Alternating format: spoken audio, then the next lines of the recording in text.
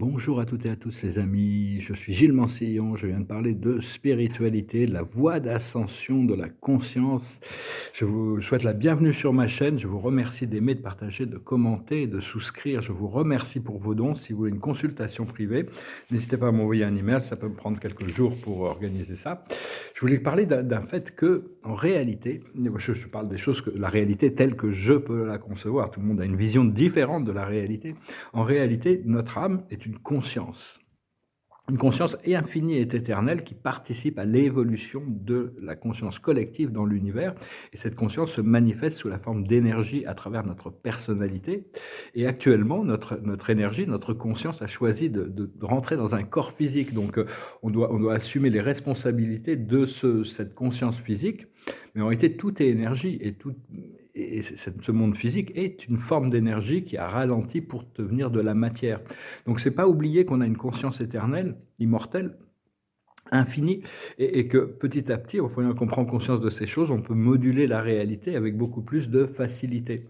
La personnalité, c'est quelque chose d'incroyablement mystérieux. Dieu est la première personnalité, mais les personnalités divines sont très différentes des personnalités humaines, et Dieu a créé un nombre infini de personnalités qui, euh, qui sont tous uniques, toutes absolument uniques, comme des flocons de neige. Ils sont tous uniques. Il peut y en avoir des milliers de milliards, ils sont tous uniques. Et tout est filtré à travers notre personnalité qui progressivement ascensionne du, du, du bas au haut sur l'échelle. On est tout en bas d'une énorme échelle, d'une très longue échelle. Et donc, parce qu'on ne peut communiquer que de personne à personne. Les êtres non personnels, les êtres super personnels ne peuvent pas communiquer. On ne peut pas communiquer. Si Dieu n'était pas une personne, on ne pourrait pas communiquer avec Dieu. Dieu a des aspects non personnels aussi, super personnels, pré-personnels, comme notre présence je suis, sont des êtres pré-personnels qui sont pleinement capables de communiquer avec nous.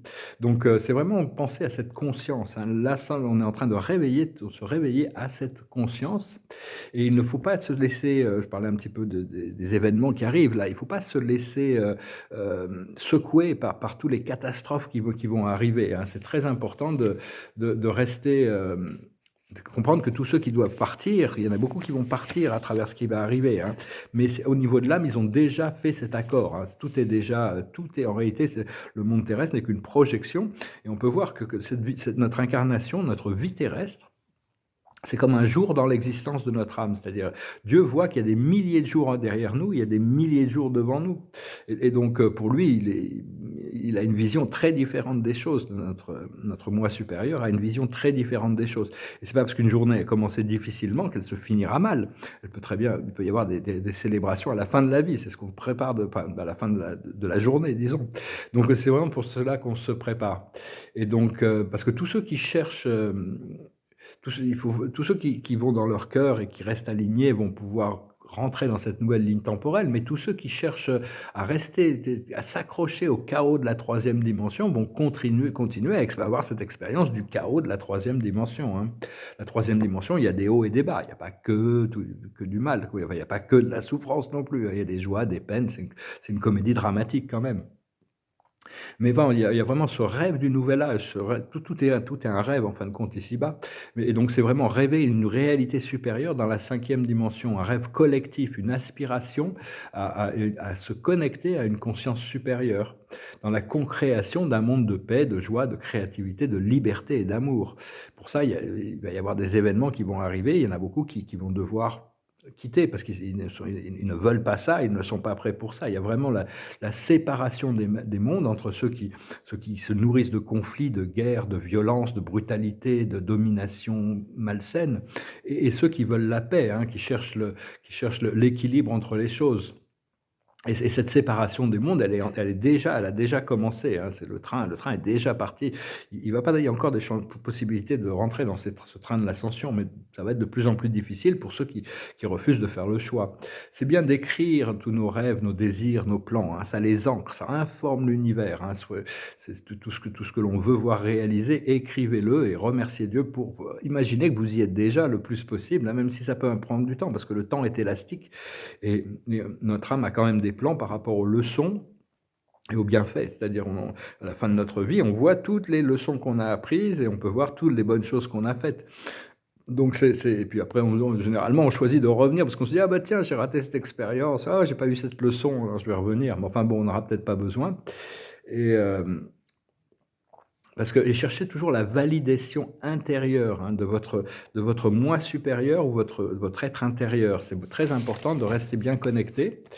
Je vais tirer quelques oracles, mais les oracles avec le tarot, je m'aperçois, c'est pas la peine d'en faire trop parce que ça prend 6 semaines pour être ancré, pour comprendre la validation de l'oracle et pour le contenu des manifestations. Si on en fait une journée et on remet une couche le lendemain, c'est comme si on effaçait les oracles qui avaient pu se passer la veille.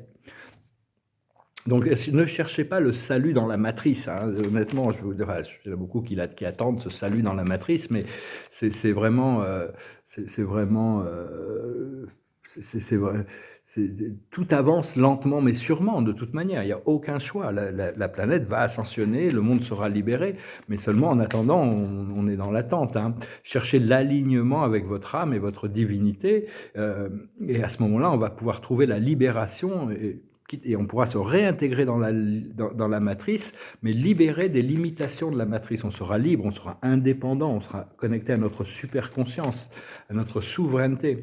Personnellement, je sais qu'il faut que je devienne dominant sur ma conscience, ma réalité, plutôt que de se laisser tirer et pousser par le pendule de la dualité. Les forces du subconscient, hein, c'est-à-dire que les forces du subconscient, c'est des choses qui se passent parce qu'ils sont ancrées dans le passé et qui se répètent et qui se répètent et qui se répètent. On doit déprogrammer notre subconscient, mettre plus d'amour, plus de lumière et on doit se libérer mentalement, psychiquement, créativement et financièrement. C'est très important que tous ces aspects soient bien intégrés et manifestés, ça va se manifester. Et bien sûr, la liberté d'expression, hein, ils essayent vraiment par tous les moyens de faire des lois comme quoi un seul narratif et celui c'est vraiment waouh, mais il ne faut pas les écouter, hein. Parce qu'il y a l'heure de Dieu. L'heure de Dieu, c'est le timing divin. L'heure de Dieu, quand les choses de Dieu, c'est l'heure de Dieu, ça se passe, les choses se passent, il n'y a pas le choix. Mais ici, on a l'esprit, pour le moment, on est encore dans la liberté d'avoir cet esprit critique. C'est l'esprit critique, c'est ce qu'on n'a pas quand on dort, et donc, donc on peut faire beaucoup plus de choses quand on dort, on est beaucoup plus actif quand on dort que quand on est réveillé. Cela dit, les progrès se font quand on est réveillé, quand on a un point d'attention, on peut diriger notre point d'attention. Et parce que l'âme, elle va nous libérer quand elle pense c'est l'âme, notre propre âme qui nous libère, hein, quand elle a considéré qu'on a assez appris du chaos, de la souffrance, de la pénurie. Notre âme nous libère pour nous continuer à apprendre dans l'abondance, l'harmonie et la joie sereine, hein. Il y a vraiment une période de repos et de régénération qui arrive, hein, de toute manière. Je vais tirer quelques cartes quand même juste pour la journée. C'est l'échange de cadeaux, l'observateur, c'est-à-dire qu'il y a vraiment un échange un échange d'énergie, hein. Tout est échange, tout est énergie et tout est échange. Les échanges doivent être équilibrés. La plus haute sagesse, c'est faire le ménage. C'est tout un ménage qui est en train de se faire au niveau émotionnel. Moi, personnellement, je nettoie mes chakras. Nettoyer, hein, balayer devant sa porte. Ce qu'il faut comprendre, c'est la réparation. On doit ramener toutes nos énergies en équilibre. Et pour ça, on a l'assistance de nos guides, on a l'assistance du Créateur, on a l'assistance de notre moi supérieur. On est vraiment dans la matière aujourd'hui, hein. Ce qu'il faut faire, c'est couper du bois, c'est-à-dire être bien ancré dans toutes les expériences du quotidien. Et l'aboutissant, ça va être rien ne vaut son chez-soi, se sentir vraiment bien dans notre corps et notre environnement. On doit toujours chercher un environnement créatif, toujours. Et bon, je vais tirer une carte avec la cache, quand même. C'est des cartes qui... Bon, ça s'intègre dans la journée. Par contre, si on fait une lecture de cartes, j'ai réalisé, c'est bien d'en faire une fois par mois, peut-être. Je vais refaire des lectures de cartes. C'est le grand prêtre et la grande prêtresse, hein. On est en train de revenir à notre souveraineté, on va se réveiller à ce pouvoir, ces anciens pouvoirs et des nouveaux pouvoirs, accepter parce que Dieu voit déjà notre potentiel. Et pour lui, c'est comme si ce qui est potentiel, c'est comme si c'était déjà actuel. Donc, des fois, on me montre des choses sur mon futur qui sont tellement merveilleuses. Je me dis, très bien, j'accepte, je veux, gratitude, merci beaucoup, je suis prêt. Et puis bon, les choses avancent de toute manière, parce qu'il y a cette intelligence suprême qui guide le flot de la vie. Donc au plus on se soumet à cette intelligence suprême, au moins on cherche à laisser interférer l'ego, au plus les choses vont flotter. Mais on n'a pas vraiment un pouvoir d'influence sur la volonté de Dieu. La volonté de Dieu, elle est déjà... Dieu n'est limité que par sa propre volonté, hein. Tout ce qui se passe car la volonté de Dieu permet ça pour l'évolution. En réalité, dans l'univers central et au paradis, la volonté de Dieu est magnifiquement, Dieu est comblé par tous les activités de tous les êtres dans l'univers central, le milliard de planètes de l'univers central. Seulement dans l'univers, il y a toutes des voies d'évolution, il y a l'absence de connaissances, donc on a besoin de le voile de l'ignorance, donc on a besoin d'apprendre, mais tout est fait, il y a un nombre incalculable d'êtres spirituels parfaits, que Dieu a créé parfait pour assister tout le plan de l'ascension des mortels, hein. Donc on n'est pas sans aide, continuez à appeler vos guides.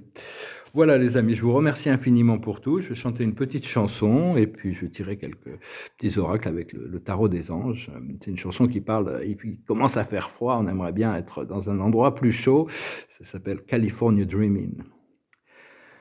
All the leaves are brown, the leaves are brown, and the sky is gray, and the sky is gray. I've been for a walk, been for a walk, on a winter's day, on a winter's day. I'll be safe and warm, be safe and warm, if I was in LA, if I was in LA. California dreaming, California dreaming, on such a winter's day.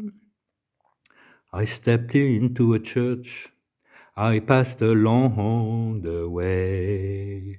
Oh, I got down on my knees, got down on my knees, and I pretend to pray, I pretend to pray. You know the preacher likes the cold, preacher likes the cold. He knows I'm gonna stay, knows I'm gonna stay.